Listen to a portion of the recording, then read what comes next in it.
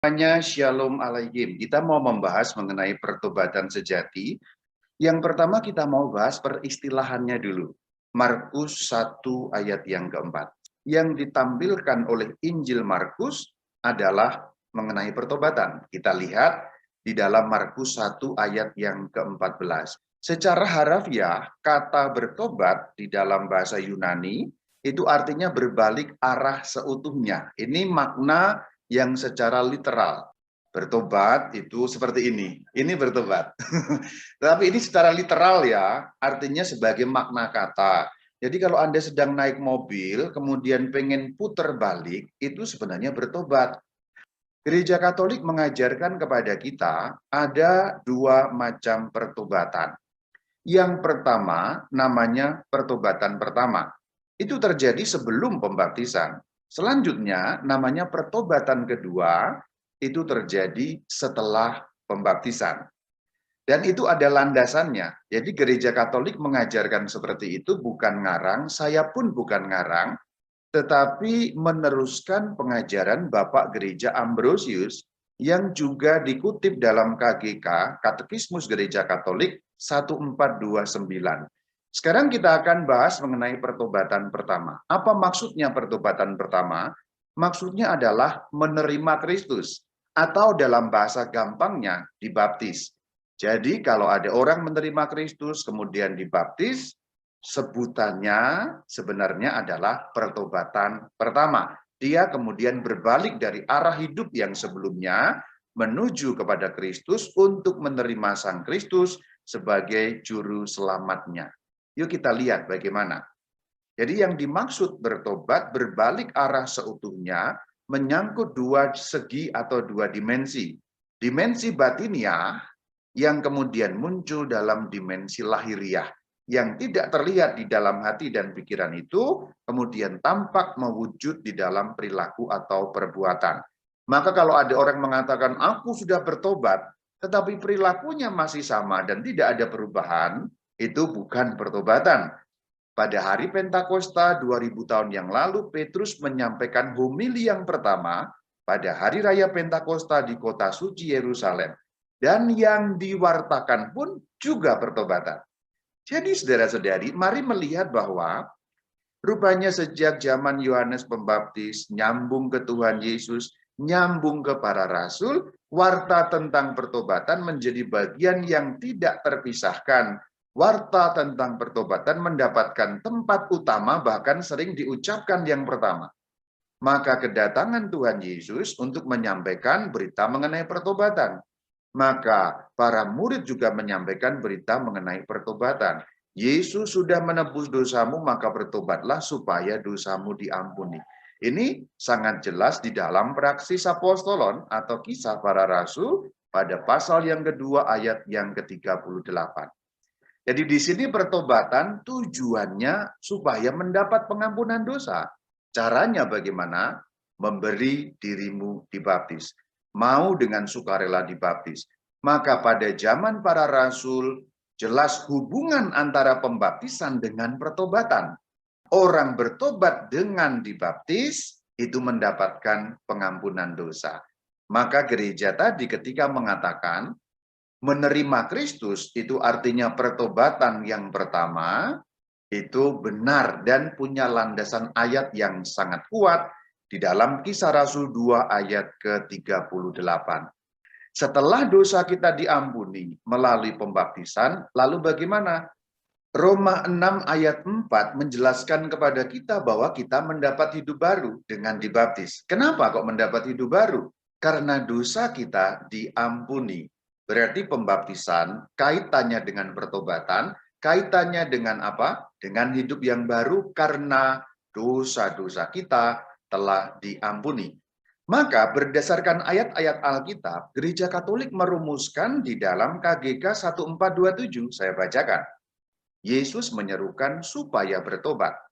Di dalam pewartaan gereja, seruan ini maksudnya apa? Seruan supaya bertobat. Pertama-tama ditujukan kepada mereka yang belum mengenal Kristus dan Injilnya. Jadi itu awalnya. Bertobatlah pertama-tama ditujukan untuk orang yang belum kenal Sang Kristus, belum kenal Injil Kristus supaya apa? Supaya dapat mengenal Sang Kristus, menerima Sang Kristus yang artinya adalah pertobatan dan mendapatkan hidup yang baru karena dosanya diampuni. Perhatikan kalimat lanjutannya. Tempat pertobatan yang pertama, perhatikan. Ada kata pertobatan yang pertama dan mendasar adalah sakramen baptis. Mengenai hal-hal itu, saya tidak akan bahas panjang lebar karena pernah saya bahas. Maka nanti kalau pengen tahu apakah pembaptisan menghapus dosa asal, salah satu pertanyaan dari Anda barangkali seperti itu, Anda klik saja channel YouTube Katkit Katekese sedikit dengan judul pembaptisan menghapus dosa asal. Itu sudah saya jelaskan. Lalu kalau Anda pengen tahu juga apa sih dosa asal secara simpel dalam bahasa Jepang, jelas dan gampang, saya pun sudah menjelaskan dalam channel YouTube Katkit. Selain itu, Gereja Katolik mengenal 4 jenis dosa atau 4 macam dosa, peccatum originale, peccatum personale, peccatum mortale, peccatum veniale. Anda juga dapat nanti klik di dalam channel YouTube Katkit. Jadi sebenarnya pembaptisan itu apa? Pertobatan pertama. Orang-orang yang belum kenal Sang Kristus ketika dibaptis, itulah pertobatan pertama. Maka semua dosa diampuni. Seorang bayi yang belum punya dosa pribadi pun dosa asalnya dihapuskan. Kalau pertobatan ini dikenakan pada anak bayi, apakah bisa, Romo? Bisa, karena nalarnya begini. Orang sering menggambarkan bahwa pertobatan itu adalah suatu gerak batin dalam arti hanya untuk orang dewasa. Kalau kita mengacu pada arti kata makna bertobat yaitu putar balik, U-turn tadi itu, metanoia berbalik arah, maka seorang bayi yang baru lahir terkena dosa asal berarti kan itu jauh dari Sang Kristus, menjauhi Sang Kristus. Maka dengan bayi itu dibaptis oleh orang tuanya, dalam hal ini bayi itu dibawa kepada Sang Kristus, menerima Sang Kristus. Tentu dalam hal ini orang tuanya lah yang membawa dia kepada Sang Kristus dengan melaksanakan firman Tuhan sendiri juga. Biarkan anak-anak datang kepadaku. Jadi baptisan bayi sama sekali tidak melanggar Alkitab, bahkan itu merupakan satu hal yang penting sekali untuk dilakukan. Maka bertobat, kembali putar, bayi pun bisa melakukan, tentu dengan pertolongan orang tuanya. Dalam arti itu. Selanjutnya kita mau bahas pertobatan yang kedua. Apa maksudnya pertobatan yang kedua? Kembali kepada Kristus. Setelah orang dibaptis, orang masih bisa melakukan dosa. Karena ada yang namanya konkupisensi, kecenderungan berbuat dosa. Maka di situ diperlukan kita kembali kepada Sang Kristus. Kenapa istilah yang saya pakai kembali? Karena berdosa berarti meninggalkan Sang Kristus. Berbalik dari Sang Kristus itu memunggungi Sang Kristus.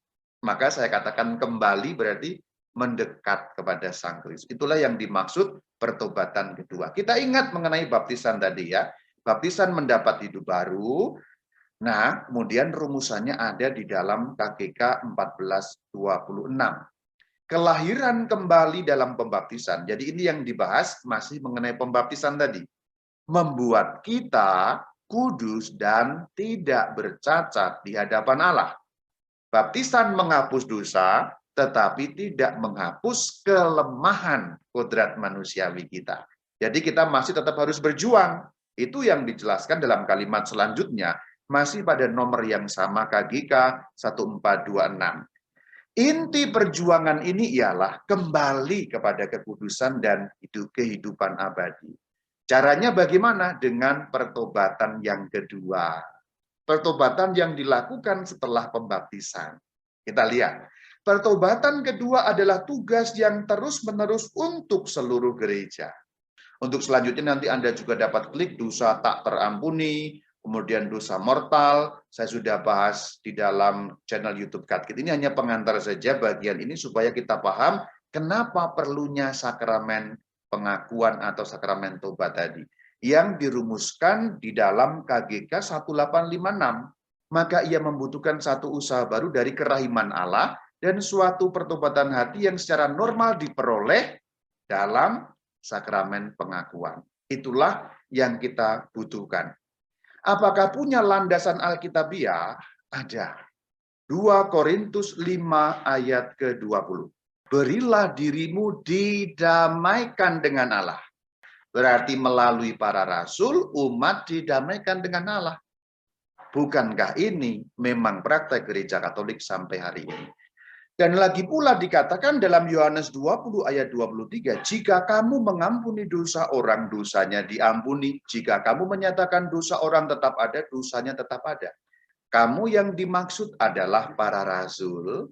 Para rasul berarti manusia biasa yang bersabda Tuhan Yesus. Jika kamu rasul, manusia biasa, mengampuni dosa orang, dosa orang itu maksudnya diampuni. Bagaimana menjelaskan ayat ini? Kalau orang menolak yang namanya sakramen pengampunan dosa melalui manusia. Kenapa melalui manusia? Bukankah yang mengampuni dosa adalah Allah? Bagaimana menjelaskan ayat ini? Jika kamunya para rasul, itu manusia kan? Berarti di sini manusia bisa mengampuni dosa orang kalau manusia itu mendapat wewenang atau mandat atau kuasa otoritas dari Tuhan. Kalau Tuhan Yesus menghendaki tidak ada sakramen ini, kalimatnya tidak akan seperti itu. Kalimatnya harusnya beritahukan kepada orang supaya mereka ngomong langsung kepadaku, punya Tuhan Yesus. Tapi tidak. Jika kamu mengampuni dosa orang, berarti di sini ada pemberian kuasa kepada manusia. Tetap yang mengampuni adalah Tuhan Yesus, tetapi pengampunan itu dipercayakan kepada manusia. Dalam hal ini kepada para rasul, rasul kemudian disambungkan kepada para pengganti rasul namanya uskup, uskup dibantu oleh para presbiter itu imam. Itu nyambungnya begitu. Jadi kalau kita menolak sakramen pengampunan dalam gereja, ayat-ayat berikut sulit dijelaskan. Saya hanya sedikit menyinggung supaya Anda yakin bahwa sakramen tobat atau sakramen pengakuan dalam gereja Katolik valid, punya landasan Alkitabiah. Sekarang kita membahas mengenai langkah pertobatan. Ini agak lebih praktis, sehingga kita nanti kalau mengalami dosa, terutama dosa mortal, itu kemudian kita punya langkah-langkahnya ya. Kita baca dalam KGK 1430. Seruan Yesus mengarahkan kepada pertobatan dan penyesalan, bukan pertama-tama dengan karya yang kelihatan, melainkan pertobatan hati, pertobatan batin. Tetapi pertobatan batin mendesak agar menyatakan sikap ini dalam tanda-tanda yang kelihatan, dalam kegiatan dan karya pertobatan. Kalau Anda ini melakukan salah, terus aku sudah bertobat kok, tapi tidak muncul dalam karya, itu sebenarnya kan belum bertobat. KGK 1434 menyatakan terutama 3 bentuk, puasa, doa, dan memberi sedekah. Lalu juga di dalam KGK 1435, gereja memberitahu kita bagaimana bentuk-bentuk yang lain, yang secara lebih konkret. Pertobatan terjadi dalam kehidupan sehari-hari. Perhatikan, dalam kehidupan sehari-hari, dalam wujud nyata, melalui perbuatan perdamaian. Kalau Anda berantem, Anda bertobat, terima sakramen pengampunan, tapi belum berdamai, bagaimana ini? Bantuan, membantu orang lain, bagi yang miskin, membela keadilan, pengakuan kesalahan sendiri, kemudian dikatakan teguran persaudaraan, pemeriksaan cara hidup sendiri, pemeriksaan batin, bimbingan rohani, penerimaan sengsara, ketabahan dalam penghambatan demi keadilan, dan juga yang lebih penting bagian terakhir, memikul salibnya dan mengikuti Kristus adalah jalan yang paling aman untuk pertobatan. Jadi pertobatan juga bisa diwujudkan dalam kita memikul salib. Salib itu apa sih?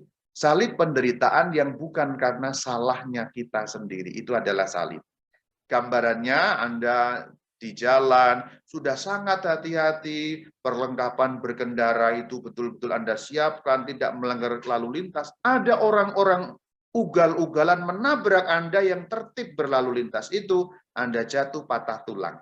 Menderita, ditabrak orang, bukan karena Anda bersalah, itu namanya salib. Kita pikul salib itu juga bentuk sarana pertobatan. 3 langkah pertobatan disebut dalam KGK 1450. Apa itu 3 langkah pertobatan? Di dalam hatinya ada penyesalan. Itu hal yang pertama, penyesalan dalam hati. Di mulutnya ada pengakuan, nanti mohon ampun, diakukan di depan Tuhan dengan perantaraan hambanya, imam atau uskup. Yang ketiga dalam tindakan memperbaiki itu. Ini rumusan KGK. Yang dalam rumusan saya, sebenarnya satu nada dengan ini Rama Bayu sekarang, merumuskan sendiri. 3 langkah tobat adalah mengaku salah, mohon ampun, memperbaiki diri. Saya merumuskan untuk saya sendiri dan kalau untuk mengajar supaya bahasa Jepang. Pertobatan hanya mungkin terjadi kalau kita mengaku salah. Kalau Anda belum pada tahap mengaku salah, tanpa reserve, tanpa pembelaan, Anda belum akan bisa bertobat. Contoh, ada pasangan suami istri, salah satunya selingkuh. Mohon maaf, ini contoh umum, tidak bermaksud menyinggung siapapun. Tapi kalau ada yang tersinggung, mungkin teguran Tuhan untuk Anda memperbaiki diri ya. Pasangan suami istri salah seorangnya selingkuh. Kemudian dia merasa tidak salah. Kenapa? Ya habis hubungan kami sudah begini, habis dia begitu. Nah gitu. Ketika Anda belum sampai taraf mengaku ini salah, belum akan bisa melangkah kepada yang kedua. Untuk dapat kita mohon ampun, itu harus mengalami salah yang diakukan dulu. Artinya apa? Artinya begini. Artinya adalah, Anda kalau mau masuk ke ruang sakramen tobat itu, kalau Anda belum bisa mengaku salah, itu Anda belum bisa mohon ampun sebenarnya. Romo, saya salah, tidak sabar kepada istri saya. Ya habisnya dia cerewetnya minta ampun sih Romo.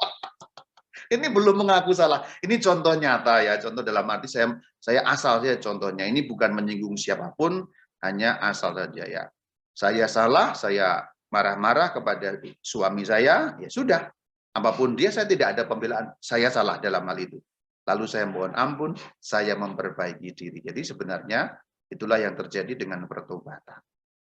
3 langkah pertobatan, mengaku salah, mohon ampun, memperbaiki diri. Di sini langkah pertama ini cara mendeteksi kita bertobat atau belum. Ketika Anda sudah dapat mengakui itu salah tanpa reserve, tanpa pembelaan, tanpa AIUEO, tanpa apapun, saya salah sebagai salah, titik. Salah, titik. Itu berarti Anda sudah masuk pertobatan meskipun baru langkah pertama. Tapi itu penting sekali. Untuk bisa masuk ke langkah kedua mohon ampun, harus mulai dari langkah pertama. Di zaman sekarang ini, langkah pertama ini pun sulitnya minta ampun. Apalagi zaman sekarang ini, ada situasi di mana dosa-dosa itu dianggap biasa, tidak ada masalah, dianggap sesuatu yang lumrah. Orang lain melakukan kok, maka saya pun melakukan itu biasa kok. Romo kayak nggak tahu saja. Zaman sekarang itu sudah biasa kok, nggak ada yang salah dengan mengambil sedikit uang negara. Semua orang korupsi, Romo. Korupsi itu biasa kan, kita juga sudah bekerja kepada rakyat, Romo, kepada negara. Apa salahnya mengutip sedikit saja? Ini zaman sekarang. Jadi itu juga menambah kesulitan untuk kita masuk dalam langkah yang pertama itu. Semua orang free sex kok, Romo. Jadi apa salahnya saya free sex? Ini zamannya sudah modern kok. Begitu nggak ada masalah kok. Semua orang lihat pornografi, Romo. Porn itu biasa saja. Itu kan itu menambah hot hubungan suami istri kok, Romo. Kenapa harus salah? Itu nggak apa-apa. Nggak apa-apa yang padahal apa-apa. Itu membuat kita sulit masuk kepada langkah yang pertama. Padahal langkah pertama ini kunci untuk pertobatan. Kunci pertobatan itu apa? Bisa mengaku salah. Tidak gampang loh. Kalau dikembalikan pada relasi suami istri pun kan nggak gampang kan. Sebenarnya kan gitu. Tadi saya ngamuk-ngamuk, habis kamunya gitu sih. Umpamanya, ini contoh ya. Bahwa tadi saya ngamuk-ngamuk, sudah saya mohon maaf, titik. Itu sudah bisa mengaku salah sebenarnya. Jadi sebenarnya pertobatan itu dilatih dari kehidupan sehari-hari. Dalam hubungan Anda dengan suami, dengan istri, dengan anak, itu latihan pertobatan. Ketika Anda bisa mengaku salah sebagai salah tanpa pembelaan, itu langkah yang bagus. Makin Anda itu defense, makin sulit pada langkah pertobatan. Ini kan praktis sekali sebenarnya. Bagaimana latihannya? Hubungan kita kepada Tuhan dilatih dalam hubungan kita dengan sesama. Kalau Anda sulit mengakui salah Anda di depan orang, di depan manusia, kepada manusia, kemungkinan besar, bukan berarti harga mati, tapi kemungkinan besar Anda pun sulit untuk mengaku dosa di hadapan Tuhan karena Anda tidak terlatih untuk itu. Makin Anda terlatih, makin mudah. Karena hubungan dengan Tuhan kan dilatih dalam hubungan dengan sesama sesungguhnya. Inilah 3 langkah pertobatan. Sekarang 2 macam sesal. Sesal itu dibahas di dalam KGK 1451. Apa itu sesal atau penyesalan? Ada 3 hal.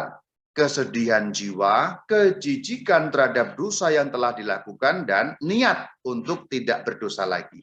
Jadi Anda sudah menyesal kalau memiliki 3 ini. Saya menyesal, tapi sebenarnya Anda tidak berniat mengubah apapun gitu. Berarti sebenarnya tidak menyesal. Ini sebenarnya KGK 1451 memberi kita tolok ukur. Ini praktis sekali sebenarnya, sangat praktis. Jadi sebenarnya apa sih menyesal itu? Saya ini sudah menyesal atau belum ya? Cek dengan 3 hal ini. Kesedihan jiwa, sedih. Sedih, kenapa kok saya jadi begitu ya? Aduh, menyedihkan sekali hidup saya ini, kok kemarin saya melakukan seperti itu. Jijik. Aduh, coba kalau orang-orang tuh tahu saya ini prodiakon loh. Aduh, kok sama istri orang ya. Aduh, jijik banget sih. Ih, gitu. Lalu niat, oke, saya nggak akan begitu lagi. Ini cara yang sangat praktis yang Gereja Katolik berikan kepada kita sebagai alat ukur untuk menilai saya menyesal atau tidak. Saya menyesal, Romo, tapi Anda tidak ada niat memperbaiki itu, berarti Anda belum menyesal. Saya menyesal, Romo, tapi Anda tidak merasa jijik dengan itu. Enggak apa-apa, setiap orang selingkuh, apa salahnya selingkuh? Ya untuk variasi lah. Anda belum menyesal. Anda tidak sedih. Ah, nggak apa-apa lah ya, istri saya nyebelin, ngapain saya tinggal selingkuh juga nggak apa-apa. Nggak sedih dengan itu gitu. Orang yang selama ini mungkin Anda sudah hidup bersama-sama dengan dia, nggak sedih gitu. Berarti itu belum menyesal. Ciri Anda menyesal ini tolok ukurnya. Anda bisa ngecek sendiri di sini. Ini cara yang sangat praktis untuk langkah pertobatan sejati. Penyesalan ada yang disebut sempurna. Sesal sempurna itu disebut dalam KGK 1452. Sesal sempurna dalam bahasa Latin namanya contritio. Apa maksudnya sesal sempurna?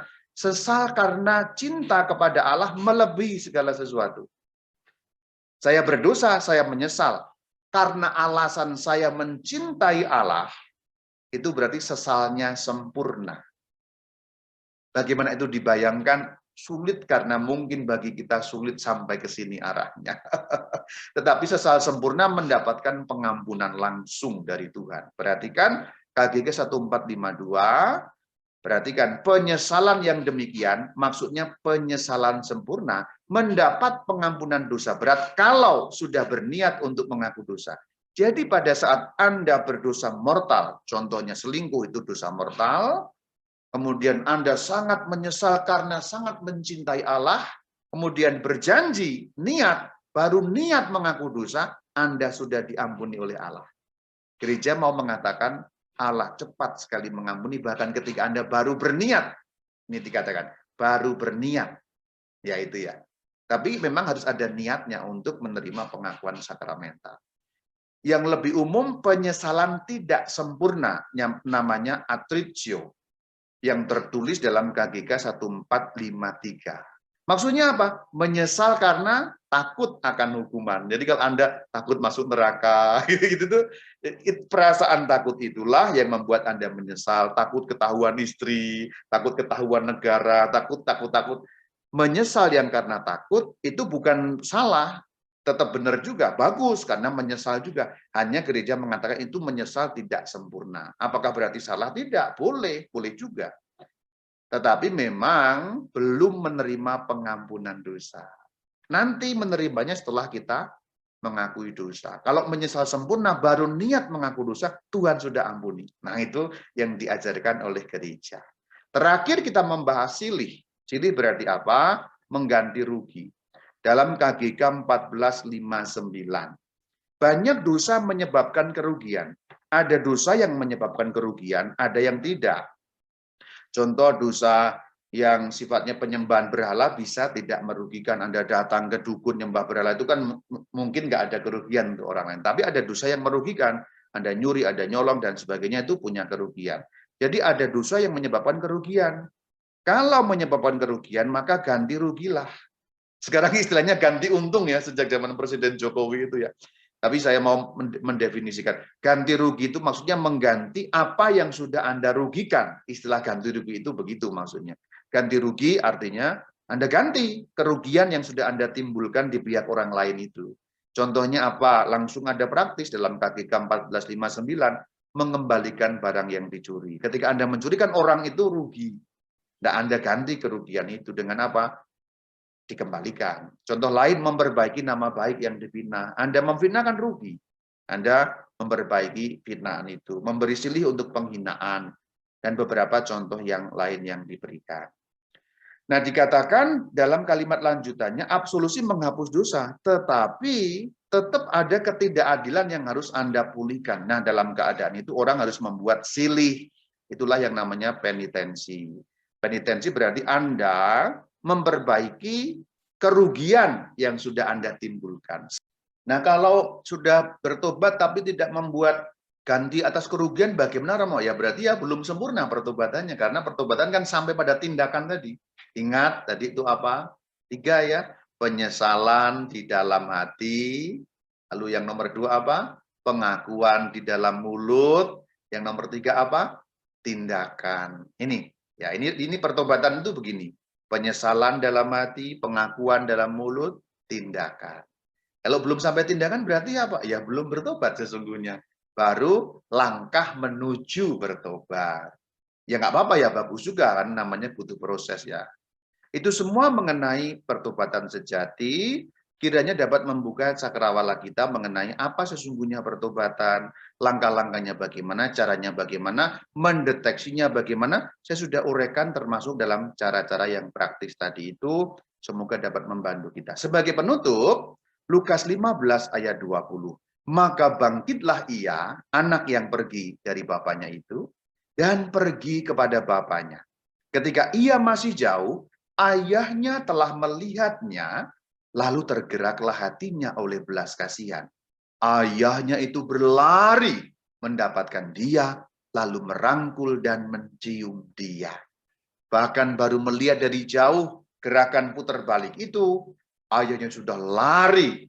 Belum anak itu ngomong apapun, langsung dirangkul, dicium. Inilah ayah yang baik hati, Allah Bapa yang Maha Rahim, Allah kita sendiri, yang tak pernah marah ketika kita kembali.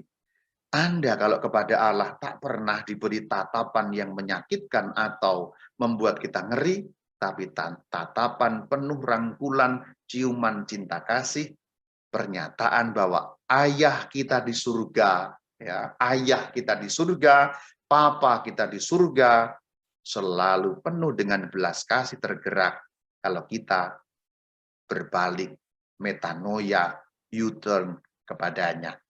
Ini cerita dalam Injil Lukas 15 ini menggarisbawahi warta tentang pertobatan dan memberitahu kita sebenarnya karakter Allah itu bagaimana sih, dan bagaimana Allah menerima pertobatan. Tak pernah marah, ayah yang baik hati, papa yang maha mengerti, mengampuni sebelum diminta. Yang diminta dari kita hanya kembali kepadanya, supaya kita hidup lagi. Itulah keindahan warta yang disampaikan oleh Sang Kristus. Maka kalimat pertama Sang Kristus ketika mengajar, bertobatlah. Karena apa? Anda tak pernah ditolak ketika Anda bertobat. Kalau Anda nembak cewek, kadang ditolak. Kalau Anda datang kepada Allah penuh dengan pertobatan, tak pernah Allah menolak. Berapa kali Rama? Tidak ada batasnya. Karena panjang sabarnya Allah kita, tidak ada batasnya. Demikian pembahasan mengenai pertobatan. Semoga menambah khasanah berpikir kita dan juga merasa dalam iman Katolik dan juga nanti bertindak di dalam iman Katolik yang benar dan sejati.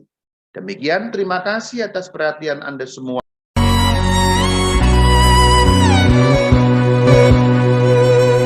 Hanya debulah aku di alas kakimu.